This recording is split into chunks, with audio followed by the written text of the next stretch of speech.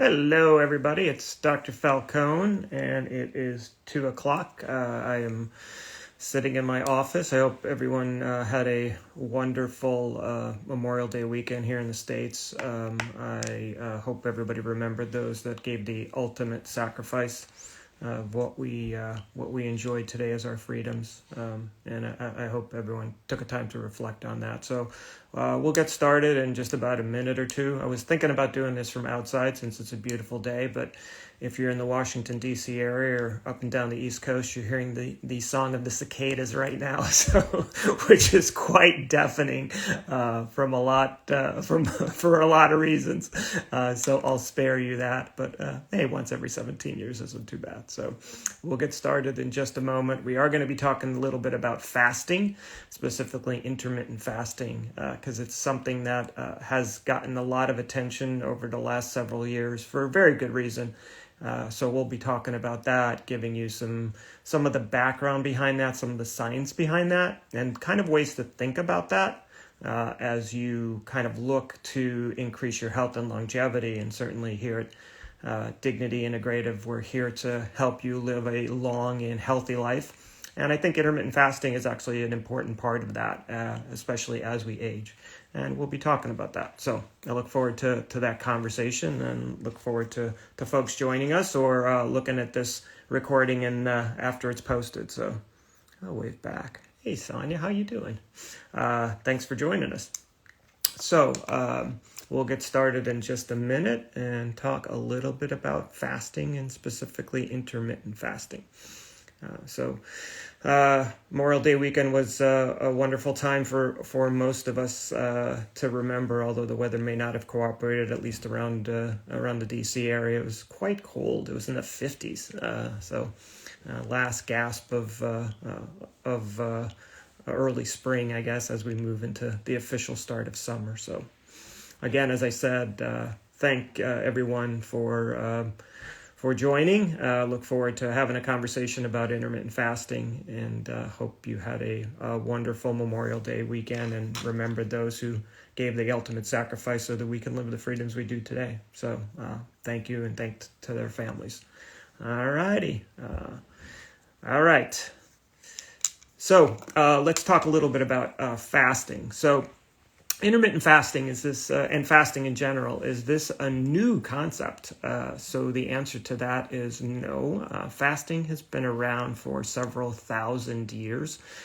It goes back several thousand to most major religions that practice fasting as part of the spiritual practice. And I used to joke with my former assistant, who was a Muslim, who used to fast during Ramadan from sunup to sundown for 1 month. And I used to joke with her that I would make a very bad Muslim because I think that is incredible that you are able to fast from sunup to sundown for 30 days. And the reasons that people fast are many. They say that it's a way to deny yourself, to focus your attention on other things.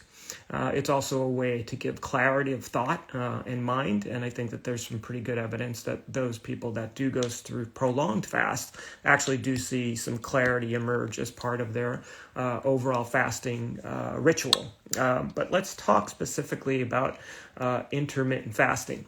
If we step back and you want to think about your body, you're going to be doing, and this is a vast oversimplification, but think of it this way. Your body's either doing one of two things. It's either processing nutrients and kind of building up things in your body, or it's repairing itself, right? So remember that our bodies are used to, from an ancestral standpoint over millions of years, we're used to periods of feast and famine. And there were a lot more famines than there were feasts for our ancestors. So whenever you present your body with calories, your body is going to process that to try and store it, because your body believes that at some point there will be a fast and you will need those calories stored somewhere on your body. So if you're constantly presenting yourself with calories, any kind of calorie, carbohydrates, fat, protein, whatever it is, your body will try and store them. Obviously, the most efficient way for your body to store that is as fat. So the other concept that we talk about is the concept of what's called metabolic flexibility. And what does that mean? So metabolic flexibility is the idea that your body can use two main sources of energy to run its billions and billions of chemical processes that it does within itself every single second. And those two sources are either sugar-based or they're ketone-based. So your body is built to be metabolically flexible. It can either run on sugar or it can run on ketones. And in fact, your brain actually prefers ketones as the energy source. And what uses that energy source are all the millions and billions of reactions that happen per second, and specifically what are called mitochondria, which people may have heard of as the powerhouse of the cells. They're the ones that produce energy. For those of you that did any science courses in high school and college, it's that ATP, that energy that really allows us to live. Because if we couldn't produce ATP, we wouldn't be allowed to exist for a moment. And that's how your body produces its energy. So this metabolic flexibility concept. The other concept is a word that some people may have heard of called autophagy.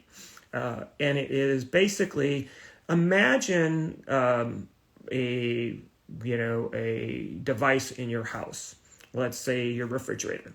And let's say that refrigerator runs 24 hours a day, 7 days a week, as most refrigerators do. And it runs for years and years and years and years. Well, over time, that refrigerator is going to break down, right? It's going to need service because it's constantly running. It's going to need new coolant. Something's going to break. A spring's going to break. A ball bearing's going to break. Something's going to happen that the refrigerator will need to be serviced. So think about your body and the millions of biochemical processes that happen every moment. Well, that builds up a certain amount of waste, right?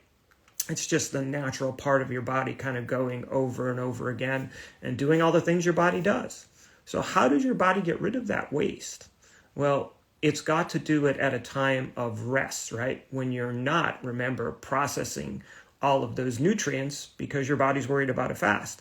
So when your body is at rest and not having to process nutrients, it kind of turns its attention to itself and to clean up all of those waste products that happen through the normal course of events during the day when you don't have to worry about processing food and processing nutrients. One of the great things that we know about sleep, which is one of the 4 pillars we talk about at Dignity Integrative, is that that's when your brain is 2% of your body mass and is 20% of the overall calorie demand goes to your brain. So your brain is a very active organ. So it builds up a lot of waste. And when does it get rid of those wastes? It gets rid of those wastes when you sleep, when you're at rest, because rest is an important component of your body in general, specifically your brain. When you sleep, you get rid of those different metabolic wastes in your brain. And we know people with Alzheimer's and dementia and other kind of neurologic issues sometimes have trouble clearing it. And there's some really interesting research about that. So let's talk a little bit about intermittent fasting.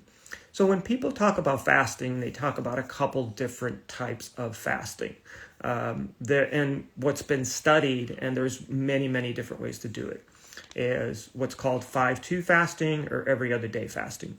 So 5-2 fasting is you eat a normal diet for 5 days and then you fast for 2 days, meaning you eat either no calories or a restricted amount of calories, like think of 2,000 to 2,500 calories a day. The typical person will eat. Well, when you fast, you may eat nothing and just survive on water, which is a water fast, or you would take 500 to 600 calories, so which is a dramatic reduction below your normal calorie intake. And you would either do that on an everyday basis, hence the name every other day fast, or there's these concept of 5-2 fasts, which you eat normally for 5 days, fast for 2 days. Some people do 2, 3, 4 day water fasts, which are something that you can't do immediately, but that you can build up to. And there's some very good evidence that if you're going to get into ketosis, which is when your body is both using and producing these ketone bodies that you can use for energy, it has to be past a 24 to 48 hour period.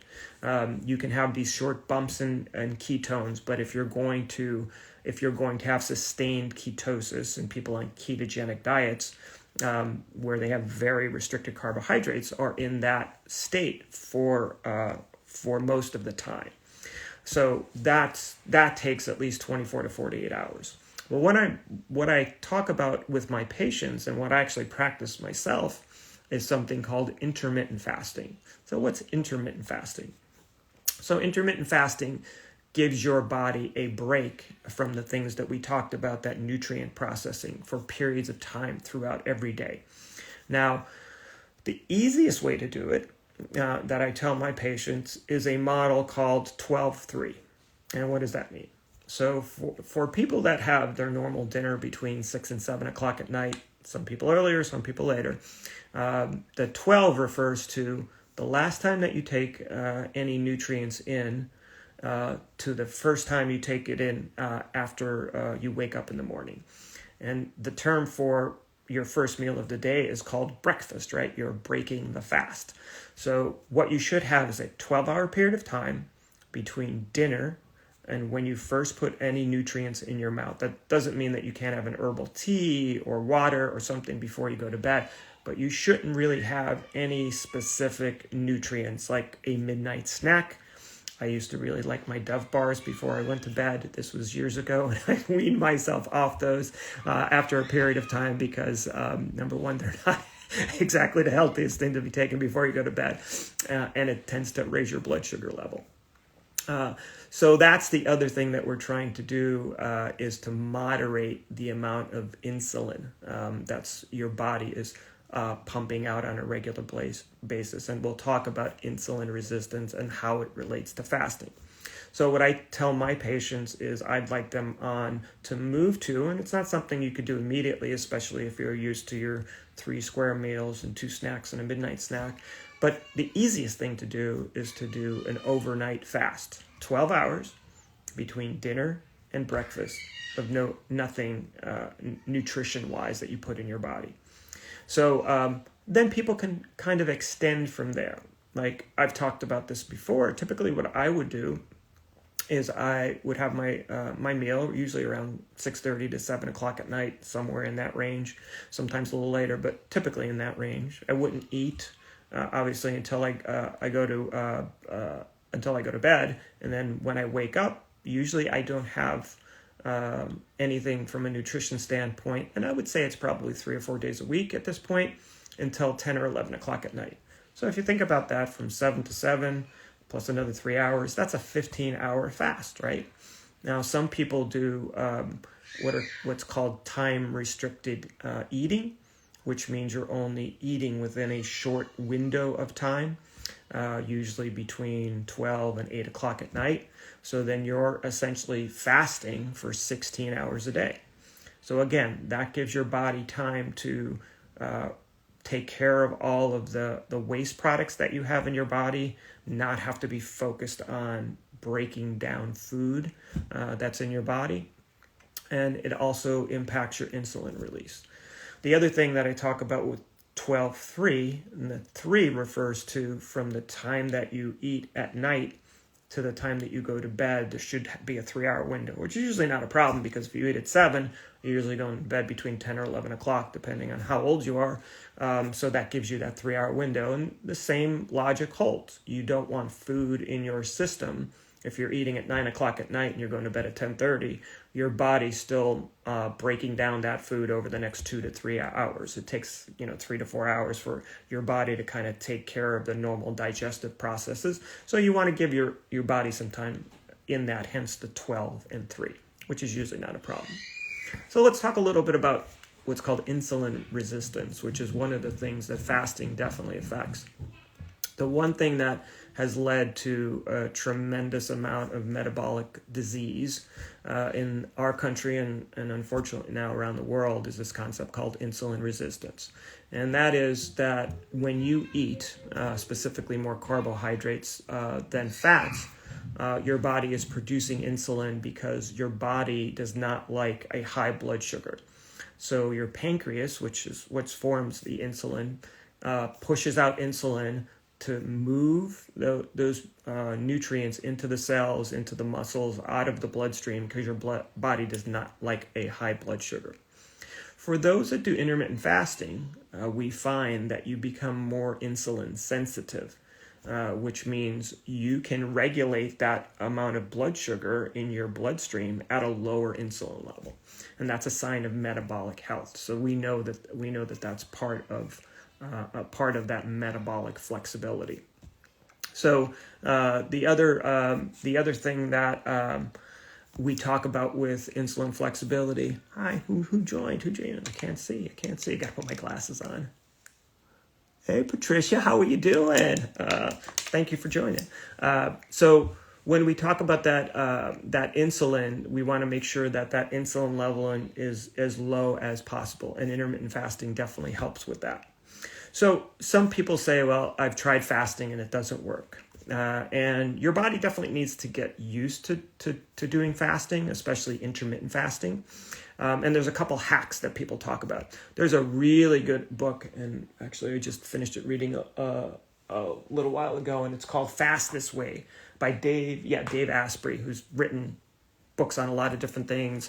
He has Bulletproof Coffee. He's a really interesting book. If you're really interested in getting a little bit more knowledge on the science of it and the biochemical processes, but very easy and readable book, recommend you do Fast This Way, either on Books on Tape or you can certainly just buy it off Amazon, Barnes & Noble, wherever you get your books. So there's a couple different hacks that you can do to make your intermittent fasting more effective. The one is to actually have, for those of you that like coffee, this is going to be good news. Taking a cup of coffee every morning actually raises your ketone level, just taking the caffeine itself. Now you could take green tea and you could do other things, but coffee is what the vast majority of Americans like, so I'll stick with that. It actually raises your ketone level, so that's a good thing, right? In your coffee, in your morning coffee, you can put a little bit of MCT oil, medium chain triglycerides, which gives yourself some good fat that allows your body to feel full and actually use that as a substance, as an energy substance, and it actually ends up making you not feel hungry until later on in the day. So I actually take a keto, it's called Keto Cream. It's a specific brand that I use that I have in my coffee almost every day. And I can tell you that I don't feel hungry until about 10 or 11 o'clock in the morning. Now, there's some mornings when I take breakfast, so it's not like you have to do this every single day. But it's one of the things that people talk about as kind of a hack that you can make it easier on your body and still get the majority of the effect. The other thing for people that have tried this and said, I've tried the fast before and I just can't do it. A lot of times this could be due to a salt imbalance, especially people that are using a lot of carbohydrates. So that would be an easy way to solve that is when you wake up in the morning is get a glass of water and put a pinch of Himalayan salt or a little packet of pure electrolytes. And there's lots of different brands out there. No calories, no sugars in it, but just electrolytes. To help your body kind of have that replacement so that if you're not going to eat until 10 or 11 o'clock in the morning, that you'll be okay. Your body will have the essential nutrients and certainly the electrolytes it needs, and maybe avoid some of that. The other thing they talk about for people that are interested in doing this and possibly extending from a 12-hour overnight fast to a 16-hour is the use of prebiotics. So if you're going to be doing longer fasts and getting into 24-hour fasts, one of the things that you have inside your gut is millions and billions of microorganisms. The whole gut microbiome, which are essential to healthy living. Your body has billions and billions of bacteria. There's actually an equal number of bacterial cells in your body as the bacteria and some yeast, as there are human cells. It's kind of amazing to think of that. You've got the same number of cells from a bacteria standpoint inside your body that you do human cells that make up your body. That's kind of interesting to think about. And they're constantly processing different things and sending signals through your body. And the whole gut-brain connection, which we'll talk about at one point, is critically important to that.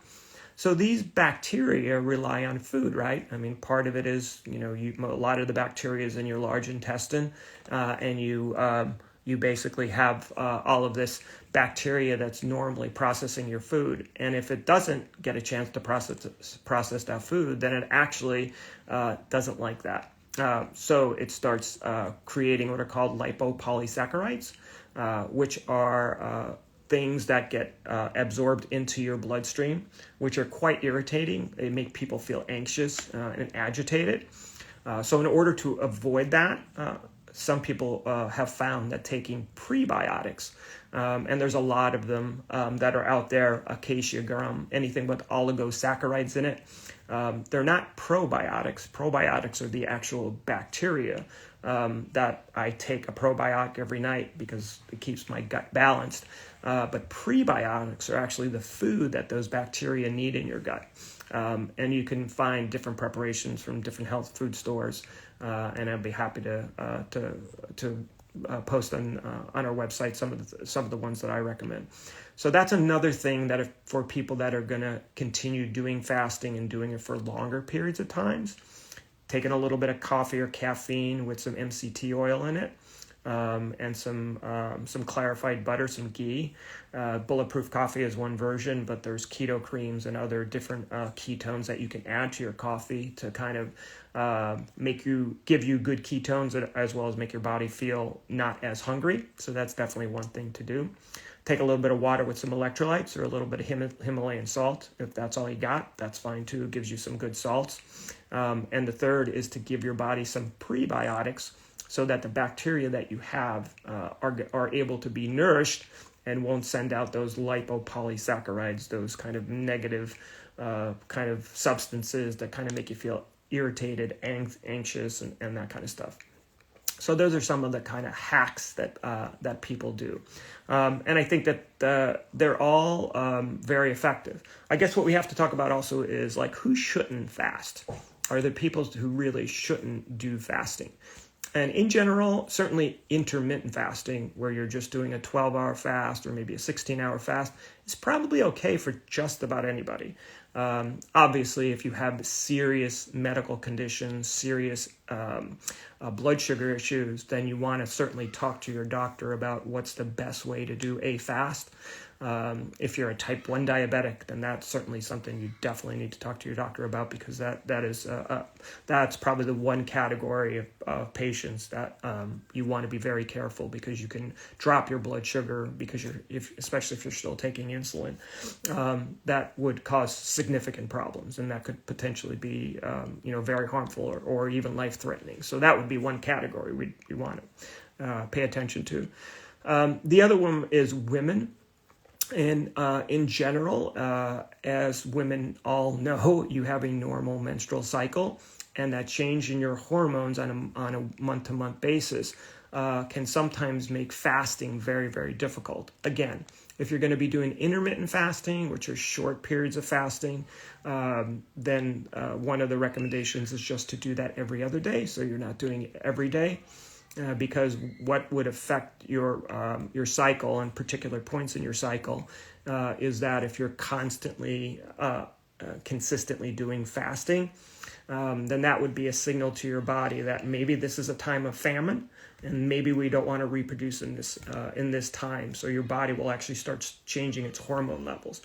But for intermittent fasting every other day, that's probably the safest to do for most. But those would be two concerns that I would have, that who shouldn't do it. And certainly if you have serious underlying medical conditions, this is always something you should talk to your doctor about. So that's kind of a review of intermittent fasting. Talked a little bit about why we fast. Fasting for the two reasons that we talked about, really to maintain your metabolic flexibility, to be either burning sugar or to be burning ketones. And again, if you're constantly giving yourself food, your body and most people's food is based on carbohydrates, then your body really doesn't learn how to metabolize, or it kind of forgets how to metabolize ketones. So it's actually healthier for you to be able to burn ketones, and your brain prefers it, rather to burn just sugars. And the other reason to fast is this concept called autophagy, which is when your body actually repairs itself and takes all of those waste products and the cell damage that happens every day, because there are millions and billions of chemical processes happening every second in your body, how it takes the time to repair all of that damage and kind of upgrade your mitochondria so it's more efficient. So those are the two reasons that we talk about fasting, from a metabolic flexibility standpoint, and also from this concept of repair or autophagy, that you're able to do that and do that more efficiently. We talked about the different types of fasting, some kind of hacks that you can do, and then maybe people who shouldn't do fasting. So that's a little bit about intermittent fasting, something I do routinely, probably 3 or 4 days a week. I will have 12 to 16 hours, or certainly a minimum of 12, but usually 16 to 18 hours of fasting, that before I eat anything. And I always have my coffee in the morning with some keto cream. So that's a good way to do it. Purists will tell you that's not a true fast, and I understand that. But it definitely gets you the metabolic impact, I think, that most people want. So that's all about fasting and intermittent fasting. So thanks for listening. 2 little nuggets. I like to read lots of different articles and lots of different stuff. And 2 of the things I read this last week, which I thought were kind of fascinating, 2 very different articles. One was in the New England Journal of Medicine. It actually just came out, and it talked about kangaroo care. And they did an analysis of babies born that were under 2 kilos. That's a babies born under 4.4 pounds. I mean, that's very small babies, very low birth weight babies. And kangaroo care is when the mothers actually have skin-to-skin contact through, a little bit of a kind of a kangaroo garment that actually keeps them close to their skin. And they compared babies that had immediate kangaroo care and babies that had it after they were medically stable. And this was in different countries, India, a couple countries in Africa that had good medical care, obviously not advanced to the level in the United States. And what did they find? They found a 25% improvement in survival at 72 hours and at 30 days for those babies that had kangaroo care, that they had skin-to-skin contact with their mother, still very sick, but they found that 25% more babies survived to discharge with just kangaroo care.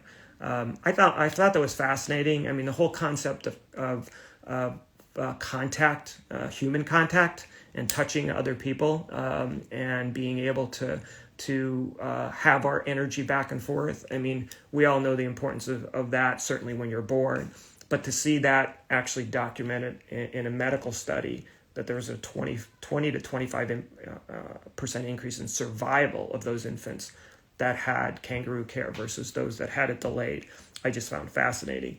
The other thing that I literally just read, I think it was Business Insider, or what was the name of it? Because I'm sure we all read these little Business Today, these online news sources. Nestle had an internal document that said 60% of their food that they produce, one of the largest food companies in the world, would be considered unhealthy. And it was more an internal discussion. To Nestle's credit, I think it's going to generate a lot of negative press. But to their credit, they're trying to say, look, a lot of the food that we produce that's making a lot of money for us is unhealthy, and kind of how do we make it better? And I think that was the genesis of the conversation and the memo. I'm sure the memo will be broadcast across the world as 60% of what they produce is unhealthy, which in fact today may be the case. But they're realizing that they need to move that into a healthier state. And I, in some ways I give them credit for having that conversation. But the reality is 60% of what Nestle produces is unhealthy, as acknowledged by their company. So I think you want to be very cautious when you're shopping and realize that. So thanks for listening. I appreciate it. You tuning in. If you've gotten a chance to look at this after the fact, I'll try and get out the topics ahead of time. I know this was very late, mostly due to the Memorial Day weekend. but we'll try and do this every week and try and be consistent. And I'd love to hear from you. Comments below, comments on the Instagram or on Facebook. And until then, stay in good health and be well. Take care.